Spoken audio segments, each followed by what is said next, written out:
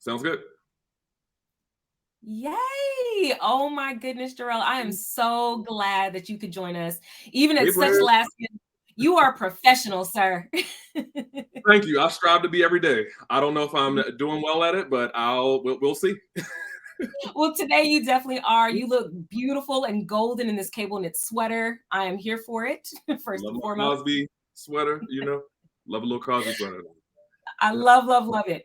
Well, for anyone that is just joining us, hello again. We are in our first week of the Black DEIBA Collective. If you are missing a joyful energy, my colorful co-host is not able to join us today, but he will be back tomorrow. So make sure that you are here again at 12 p.m. PT or 3 p.m. Eastern time.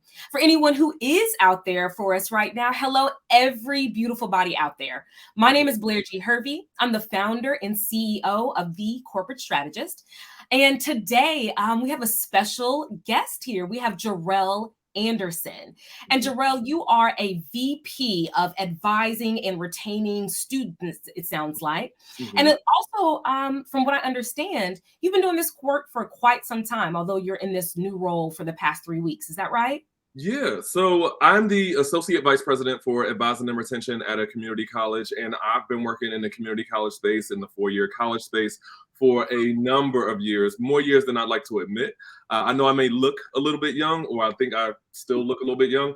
Yes. What I will say is I've been doing this work since I was literally 18 years old. So I started my experience and my journey in higher education working in a dean of students office with my late mentor as her student assistant as a federal work study student. And so with the students that I work with on a daily basis, I understand their struggles. I know exactly what they're going through. And sometimes I don't know exactly what they're going through. But one of the things that I really enjoy and one of the things that I've learned from, the mentorship that I've had in my professional experiences, all it takes is for you to sit down and listen to a student, listen to their journey, listen to their goals, and try to help them decide what's the best option for them and lead them on the pathway that will get them towards their goals. So I'm really excited to do this work. I was one of the students was impacted by the work, and so that's what really excites me. Oh, this is beautiful and very timely. Selfishly, I am a mother. I am a mother of a 20-year-old son. So I probably have some very personal questions for you as it pertains to students. But before we get deeply into the topic, we always love to do what D'Angelo refers to as the art of the check-in. And so he created this space in this small part of the segment, but it's small but very mighty, as a result of 2020 and when people didn't know how to engage with folks after seeing the killing of George Floyd or going through the pandemic or being stuck at home. And he just reminds us to simply ask the question and authentically, how are you feeling today? So I'll start with you, Jarrell. So I'm feeling great. Actually, I am on spring break right now with our college. We have a number of institutions and a number of high schools who are currently going through spring break right now. We all just need a break. Educators, right now in this space are, really, I would say they are doing their best to make what they have work in the space that we have it, especially with our students. As you mentioned, we're just coming out of a pandemic, if not still going through a pandemic. I'd like to say sandsdemic, where we're still going through, we're not quite out of it yet. But, there are a number of folks who are really struggling to, just make things work, especially our students. And so I am, really mindful that our professionals who work with students and that our teachers and educators, things of that nature, administrators, we all just need a break right now. And so right now we are experiencing spring break and I am happy for it. I have not contacted my team one day since we've been on spring break because I recognize that it is important to leave people alone. Absolutely. Absolutely. We definitely all need a break from time to time. And so just a personal question, what are you doing during your spring break? Like how do you boost off? Nothing. Absolutely nothing. It's like, no, I've been watching Yellow Jackets, actually. I'm not sure if you know that or you're familiar with that show. It's on Showtime. It is really intense. Okay. Yeah. I'll have to definitely Google it. Does it have anything to do with today's topic? It does not. Okay. Except for the fact that it centers around a high school soccer team. I guess that's about it. But other than that, no, it doesn't. Okay. Yeah, I've been watching that just to, take my mind off of things. As you mentioned, I've been in my role for about 3 to 4 weeks now. And so I really have the, opportunity, but the challenge to create what I want my vision to be for our division, what I want successful retention to look like at our college. And so that takes a lot of brain power. So right now I'm literally just putting it on pause and enjoying this break and not going through, the thought process, the motions, and the things of that nature. I'm really just allowing myself to be present, and I think that's what's important right now. So yeah.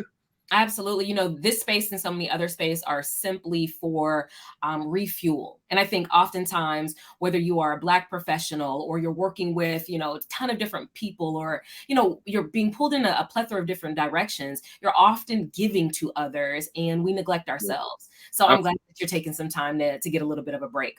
Yeah. So let's go back because yes, you do look young and fresh. I feel like sometimes I do too. But let's go back to when you were 18 years old and talk to me a little bit about that journey and how you got into this work. And what was that pivotal moment that said, this is what I want to do and this is who I want to work with?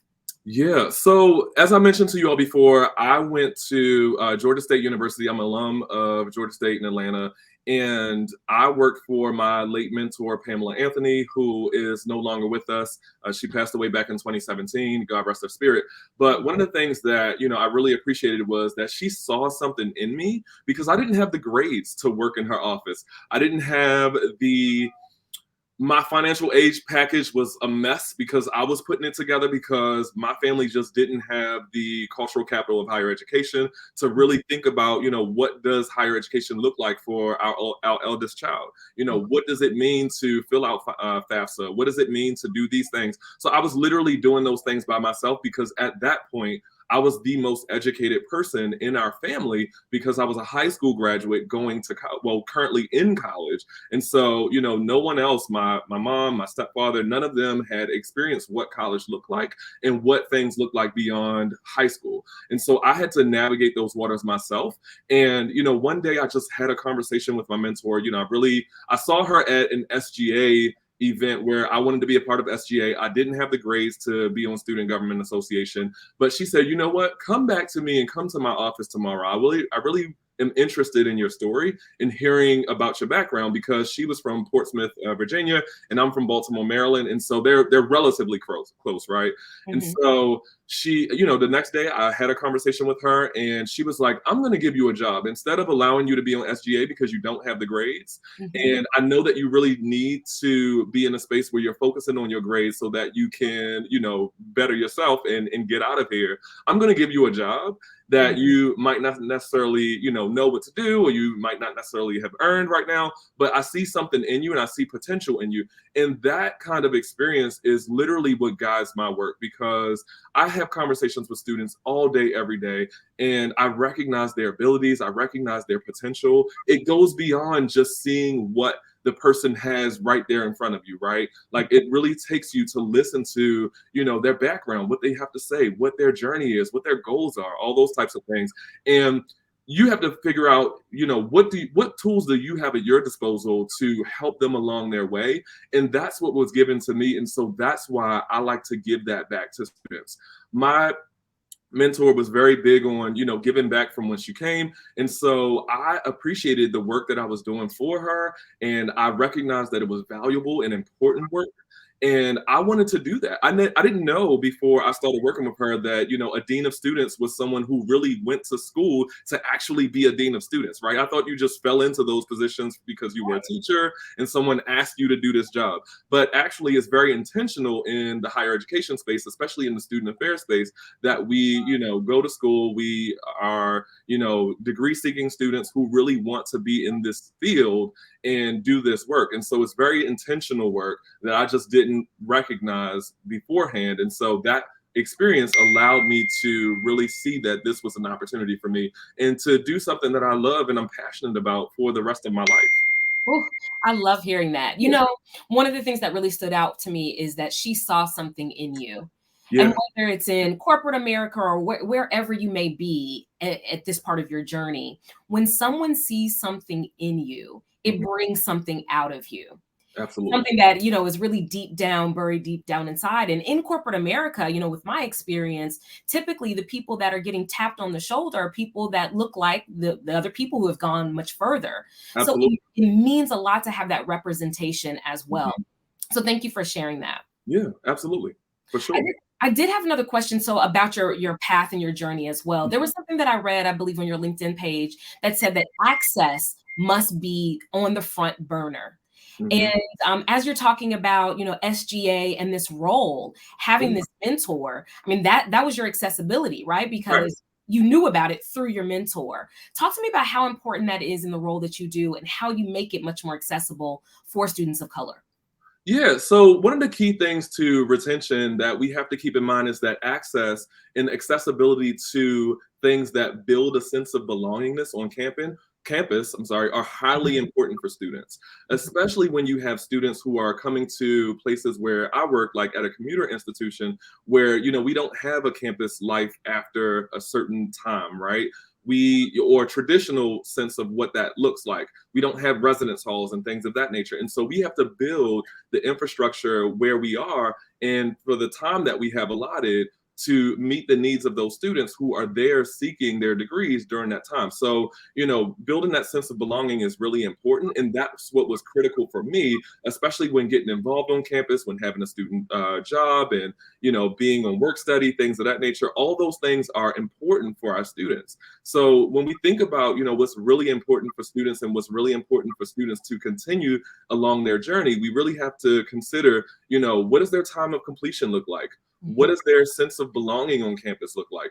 How much are they paying? Are there on-roads and off-ramps for them to, leave our institution and successfully come back without barriers? Those are all the things that we need to think about. And those are all the things that are critical to retain students over time.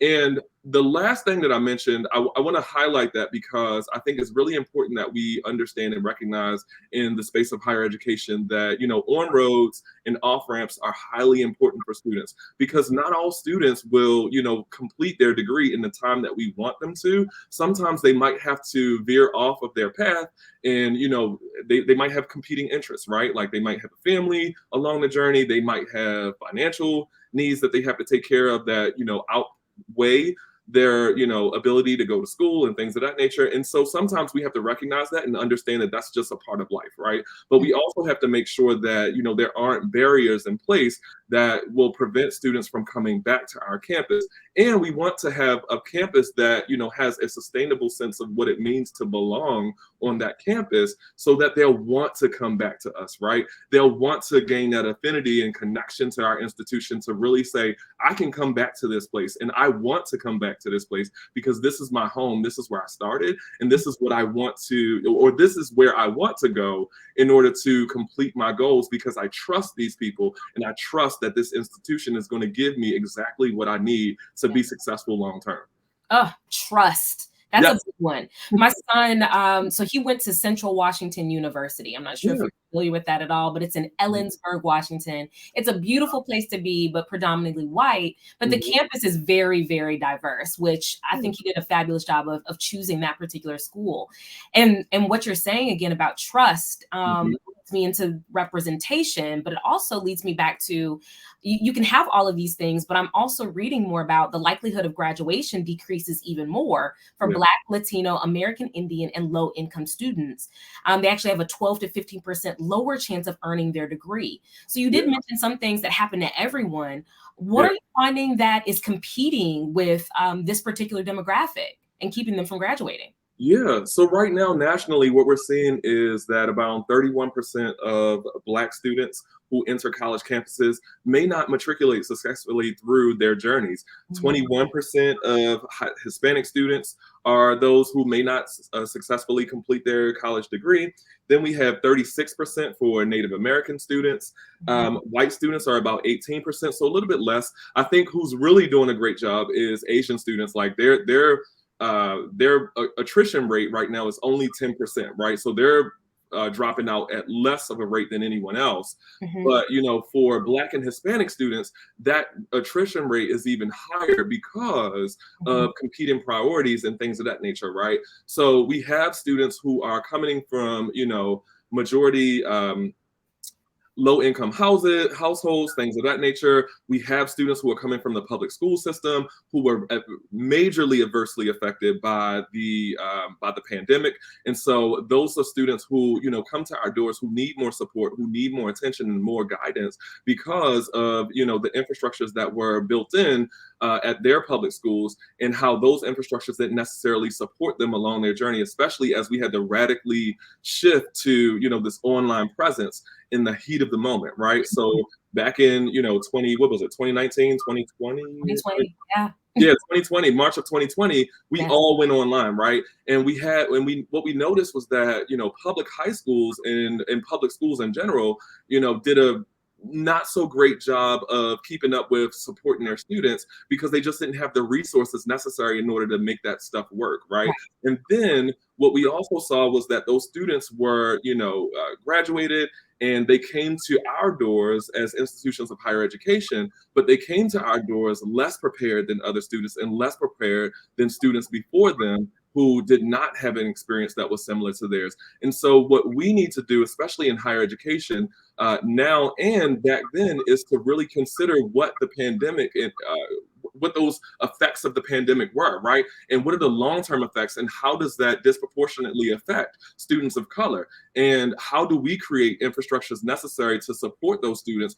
and build wraparound supports for those students over time at our particular institutions? Because we should be aware of the fact that, these schools that were public high schools and schools that, served majority minority students, how they, were not built to really support students through those particular experiences, and they weren't necessarily built with the infrastructure necessary to support students who, needed more support, especially as we rapidly shifted to an online presence. Yeah. And it may not have been a priority. The priority may have just been, yeah, everyone. We just need all of the students to stay. Exactly. Now, when I think about, some of the things that you talked about as well, recruitment came to mind. So we're talking about access, and maybe recruitment is not your primary focus, because I've heard you say access as well as retention. Yeah. But I think about, my previous brand. My previous brand was all about making 100K without a degree and then some, right?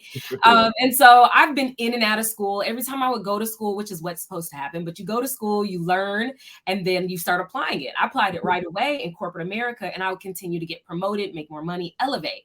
And during 2020, during the pandemic, a lot of folks have figured out different ways to either elevate in their career, to go an unconventional path and learn, or to make money. So how do you, or in your role, or how have things changed as it pertains to recruiting these very creative students of color who are like, I don't need school right now? Right. Yeah. So one of the things that I say all the time, and I never mean to say this as, something that downplays, the efforts of folks who focus on retention, because that's my bread and butter, right? This is what I do.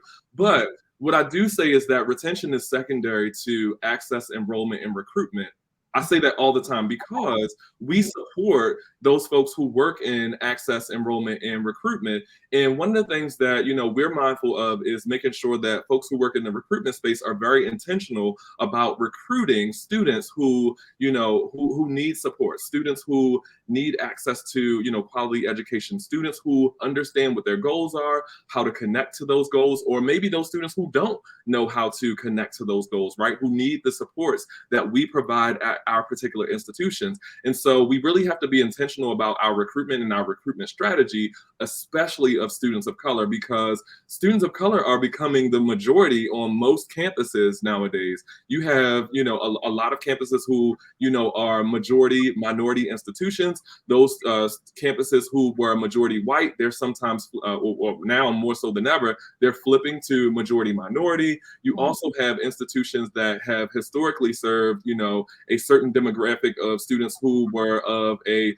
certain financial caliber, right? Who that's no longer the case. And so you have these students who are coming with less finances. You have those students who are coming who aren't the traditional student that was recruited once upon a time. And so you'll need to be intentional about how you recruit those students and what types of opportunities are available at your institution and what infrastructure that you build at the institution that supports their long-term development, and it supports their overall sense of belonging on campus, because that's what builds the affinity and connection of those students, and that's what really helps retain them over time as well. I love that. So when I think about that too, I think about, again, my son's journey. Yeah. So going from, especially during the pandemic, he graduated in 2021. So he had to go through the actual pandemic, having a hybrid role but having a seat as a hybrid student, figuring that thing out, and then graduating, not getting all the fun stuff, prom and all of that, then going back to school. And he felt like it was a continuation of high school. And with that, I believe he lost some interest. And I personally believe not only students, but people need to have a vision for themselves or, some type of goal. But how are you all recruiting to say, these are great majors, that these are things you could study? Or are you bringing folks in to talk to them about how much money they can make? Like, what is the hook to recruiting some of these students so that they won't, choose other things? So all of the above plus some more, right? So we're talking to students about, what it means to be a college student, what it means to have a collegiate mindset, right? What it means to connect your long-term goals to your short-term investment, because that's exactly what college is. Even though it's an investment, it's a short-term investment that puts you on the path towards your longer-term goals. And some students may be in a space where they're like, oh, well, I don't want to go to a college for 4 years. I don't want to sit in the classroom and have to do, this work that I've been doing for the last, 11, 12 years or whatever have you, however long they've been in school. But the reality of the situation is, this is something that is totally different, right? Like we had that show, A Different World. This is truly a different world. And so we have to, sell this experience as a different type of experience. This is not high school, right? Like you will not have teachers who are down your back all day, every day. You will not have folks that are calling your home and talking to your parent and things of that nature. You're a student and you're an individual when you come through our doors. And so what we like to do is make students aware of the fact that you get to build your own schedules. You get to make your experience what it is outside of what our structure is at the institution as far as academics, right? Also, we are, selling our experience overall. We have to have an experience that is, attractive to students. And so students want to know that they can come and they can belong, they can make friends, they can make connections, they can have supports, they can have folks who are really guiding them and helping them along the way. And so our advisors are critical in some of those pieces, helping students understand that, even though you're an autonomous student, we'll still be here to support you. And, we still have supports on campus as well, like tutoring centers and career services centers and, learning communities, things of that nature, opportunities for you to get involved with student government, opportunities for you to get involved with clubs and sports and things of that nature. And so we're selling the whole package of what it means to be a college student. And I do want to go back to one thing that you said, right? Your son was in a mindset where he was like, he didn't want to go back to college because he thought it was a continuation of high school. Right. Yeah. Especially at a community college level, we fight that battle every day because students get to go off to four-year institutions. They get to have the residential experience. They get to leave their families and things of that nature. And community colleges are staples of the community. We're right in the community that, most of these students grew up in. And, this is something that they passed along their journey. Students who are dually enrolled at high schools and the community college at one time may have already, been on our campus and taken classes there. So they may be, a little less attracted to want to stay there after their experience. But one of the things that we are mindful to allow students to know is that this is not 13th grade. We pride ourselves in high scholastic aptitude at our institution. We have academic rigor in our classrooms. We have experiences that students can connect with on campus that really support them and really give them an opportunity to flourish and be leaders on campus, right? Like leaders with sports, leaders with clubs, leaders with organizations, things of that nature. And we also give them the opportunity to understand that you can start making connections at the college that will extend beyond what you see on a daily basis at your particular institution, right? Like these connections that you make in college will last you a lifetime. I've talked to students all the time about, how I'm still familiar with a lot of my classmates and they've helped me get jobs and things of that nature. And so this is not just this one particular experience for the next 2 to 4 or 6 years, right? Like this is something that really is going to be pivotal for your education and for your long-term success and help you along the way in a number of ways. So yeah. You're absolutely right. You know, there is this, so I hop on these entrepreneurship master classes. And again, I have a tendency to go the non-conventional route when it comes to learning, but I mean, it's still the same thing. I remember this gentleman, he said the two things that you need to work on in order to shift your mentality and shift your income would be character and competencies. Absolutely. So those competencies, I mean, you got to learn a skill, you got to learn something, you got to increase proficiency in some area. So I love all the work that you all are doing. I love what you said about being a staple in the community as well. So that's something to be mindful of. Yeah. And one more thing, also I'd like for students to understand that, in the age where, you have social media influencing and things of that nature, you have opportunities to make wealth online. That is not going to be the case for everybody, right? Everyone's not going to be a social influencer or, whatever have you. Everyone's not going to reach that pivotal point of success that some people like the Kardashians or whatever have you have. And so especially for people of color, those opportunities are far and few less frequent than anyone else. And so what we need to understand is that, as you mentioned, it is cool to gain a skill. It is pivotal to have some education background that supports some of your goals. While you may be able to go off and be an influencer and all that other kind of stuff like that, that's all fine and well, but you also need to have a degree backing you up as well, or you need to have some kind of hard skills that are going to be backing you up in places like community colleges and other institutions of higher education. Those are the places where you go to get those skills necessary in order to advance in your careers, even if it's just a certificate or it is an experience, or you just want to take a few classes.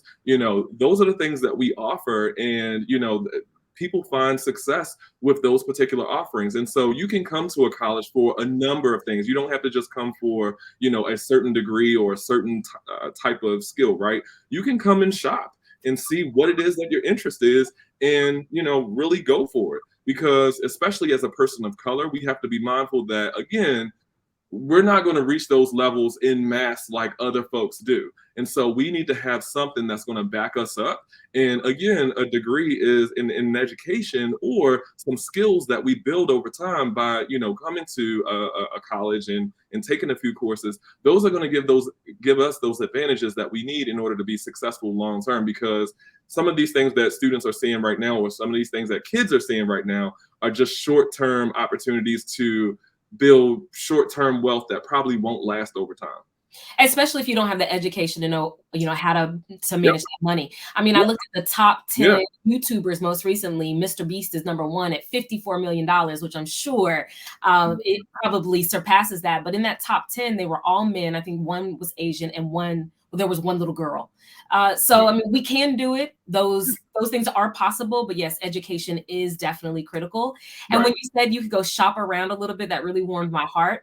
I was accepted to this program actually in Paris at Parsons, this summer. So I'm going to go study fashion design and pick up some of my old dreams and see where it takes me. So I love that one tip as well. If there's one thing that people can take into their next meeting, because we have a lot of corporate listeners as well, what is one thing that they can take into that next meeting and really make a difference or some type of impact on? So something that was taught to me a long time ago is your network is your net worth. And so I would say capitalize on opportunities to meet new folks and to have new experiences, right? You never know, especially folks that, if you have conversations with folks who, aren't typically the folks that you talk to or outside of your social location, you never know what opportunities might come out of that. And so I would highly recommend, and I know it sounds very cliche, especially, with HR folks and with higher ed folks, to network as much as possible. Never leave a room with strangers. One of the things that I love about myself, and my mom has told me this since I was younger, is I've never met a stranger. My godmother says the same thing. I always walk around like, oh, what's your story? Where do you come from? What's your ability? Like, what's happening?